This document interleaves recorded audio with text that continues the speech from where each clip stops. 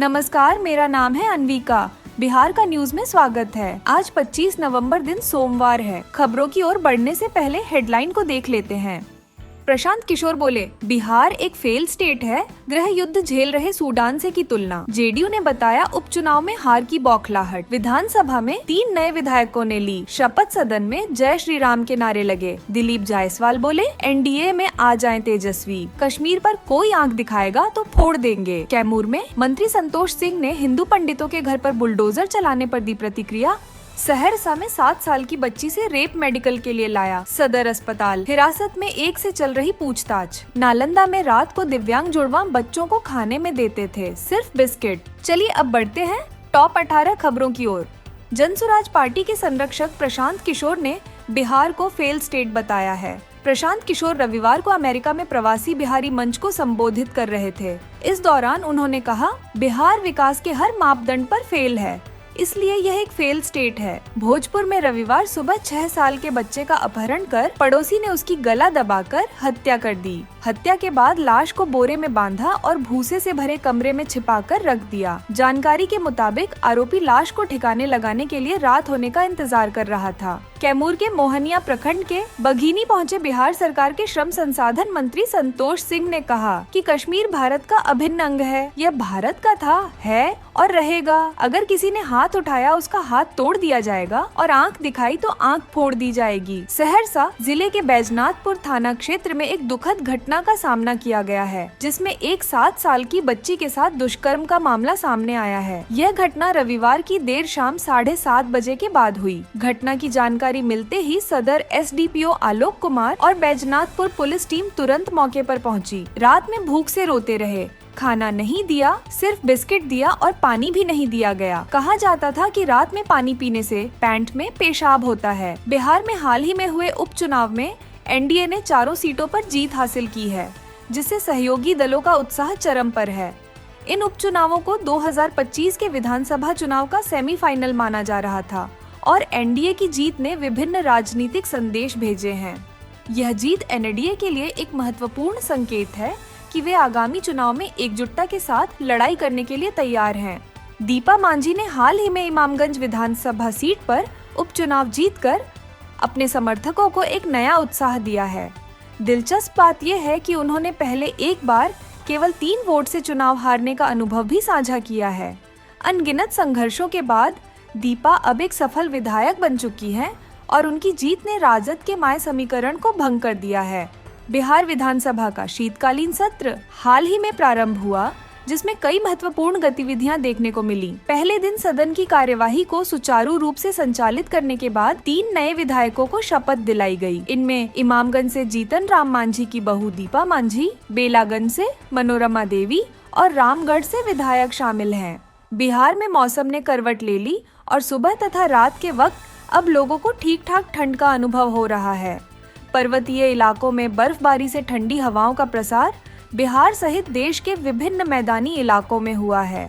राजधानी पटना सहित बिहार के कई जिलों में पारा गिरा है और लोगों को सिहरन का एहसास हो रहा है। मौसम विभाग ने बताया है कि पश्चिमी विक्षोभ की वजह से सोमवार से बिहार के मौसम में बड़ा बदलाव देखने को मिल सकता है। मौसम विभाग ने अनुमान जताया है कि अगले 2-3 दिनों में ठंड में और बढ़ोतरी के आसार हैं। उत्तर बिहार के कुछ शहरों में घना कोहरा रहेगा। सुबह में दृश्यता 1000 मीटर से भी कम हो सकती है। ठंड में बढ़ोतरी से इस सीजन में पहली बार बिहार के किसी शहर का न्यूनतम तापमान 10 डिग्री से नीचे आया है। रविवार को डेहरी, रोहतास में न्यूनतम तापमान 9.5 डिग्री दर्ज किया गया। पटना सहित 19 शहरों का अधिकतम तापमान भी रविवार को नीचे आया। गया में 1 डिग्री, पटना में 0.8 डिग्री, नालंदा में 1 डिग्री, डेहरी में 1.3 डिग्री, मोतिहारी में 1.5 डिग्री अधिकतम तापमान में कमी आई। बिहार के पश्चिम चंपारण में सड़क हादसे में कोटा से घर आए एक छात्र की दर्दनाक मौत हो गई। छात्र की बाइक सामने से आ रही एक कार से सामने सामने टकरा गई। मृतक इंजीनियरिंग अंतिम वर्ष का छात्र था। घटना रविवार की देर शाम बगहा बेतिया मुख्य सड़क पर टेंगराहा पुल के पास की है। मृतक के परिवार में इस घटना से कोहराम मच गया है। भागलपुर के सुल्तानगंज शहरी क्षेत्र में आधी अधूरी सड़क निर्माण की वजह से जनजीवन अस्त व्यस्त हो गया है। रविवार शाम एक दर्दनाक घटना ने इस समस्या को और उजागर कर दिया। रेफरल अस्पताल से महज 100 मीटर की दूरी पर जाम में फंसी एक गर्भवती महिला ने सड़क किनारे बच्चे को जन्म दिया। जानकारी के मुताबिक मस्ती पंचायत निवासी राजगंगापुर निवासी रंजीत साह की पत्नी 25 प्रसव पीड़ा के चलते रेफरल अस्पताल जा रही थीं, लेकिन सड़क निर्माण कार्य की धीमी प्रगति और जाम की वजह से उनका वाहन आगे नहीं बढ़ पाया। इसी दौरान टोटो चालक ने महिला को दर्द से तड़पते हुए सड़क किनारे उतार दिया और फरार हो गया। महिला की सास ने बताया कि पास के लोग और महिलाएं मदद के लिए आगे आईं। सड़क पर ही महिला ने एक स्वस्थ बेटे को जन्म दिया। यह घटना प्रखंड कार्यालय के पास की है, जहां हर समय जाम की स्थिति बनी रहती है। भागलपुर में हाल ही में हुई एक दुखद घटना में एक रेस्टोरेंट में गैस सिलेंडर ब्लास्ट हुआ, जिससे एक पिता और उसके बेटे की जान चली गई। यह घटना सोमवार की सुबह लगभग 5 बजे हुई, जब शॉर्ट सर्किट के कारण रेस्टोरेंट में आग लगी और इसके बाद एक जोरदार धमाका हुआ। स्थानीय निवासियों के अनुसार आग लगने का एक वीडियो सीसीटीवी में कैद हुआ है, जिसमें पहले शॉर्ट सर्किट से आग लगती दिखाई दे रही है। आग लगने के बाद 2 लोग रेस्टोरेंट की ओर मदद के लिए भागे, लेकिन तभी धमाके ने पूरे इलाके को हिला दिया। यह धमाका इतना जोरदार था कि इसकी आवाज करीब 1 किलोमीटर दूर तक सुनाई दी गई। बिहार में हुए उपचुनाव में बीजेपी और जदयू ने आरजेडी से 2 और माले से 1 सीट छीन ली है। चारों विधानसभा सीटों पर एनडीए का कब्जा हो गया है। नेता प्रतिपक्ष तेजस्वी यादव ने कहा है कि यह भाजपा की आखिरी जीत है, इसके बाद बीजेपी नहीं जीतेगी। राजद सुप्रीमो लालू यादव के लाल ने आरोप लगाया है कि भारतीय जनता पार्टी ने नीतीश कुमार को गुमराह किया है, लेकिन बिहार में उनका वही हश्र होगा झारखंड में हुआ। उन्होंने पीएम नरेंद्र मोदी पर बिहार की जनता से वादा खिलाफी करने का आरोप लगाया। सारण एसपी के नाम से फर्जी फेसबुक अकाउंट बनाकर ठगी करने वाले गिरोह के सदस्य जाकिर को हरियाणा के मेवात जिला के फिरोजपुर झिरका थाने के महू गांव से साइबर पुलिस ने गिरफ्तार किया है। साइबर टीम ने जाकिर के पास से एक मोबाइल जब्त किया है। साइबर डीएसपी अमन ने रविवार को प्रेस कॉन्फ्रेंस में बताया कि इस मामले में अब तक 2 लोगों की गिरफ्तारी हो चुकी है।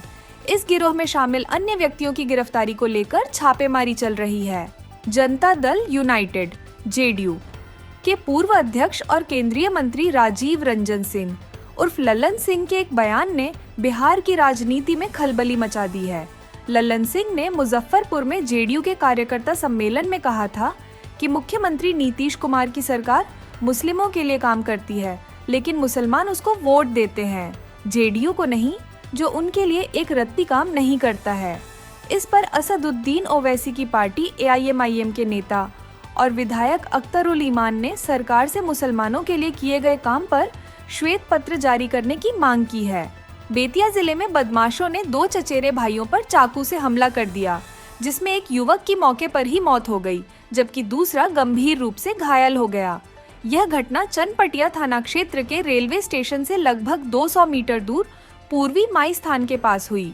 मृतक की पहचान बनकट पुरैना पंचायत के वार्ड 6 निवासी 22 वर्षीय सुजीत कुमार के रूप में हुई है, जबकि घायल 17 वर्षीय शाहिल कुमार का जीएमसीएच बेतिया में इलाज चल रहा है। पिछले 80 साल से हमारा खानपान रासायनिक गोबर और कीटनाशक दवाओं का बड़े पैमाने पर उपयोग करके अनाज को उगा रहे हैं। इस तरह के उत्पादन से उपजे अनाज को खाकर हम डायबिटीज, बीपी, थायराइड और कैंसर जैसी बड़ी बीमारियों का खुले हाथों से स्वागत कर रहे हैं।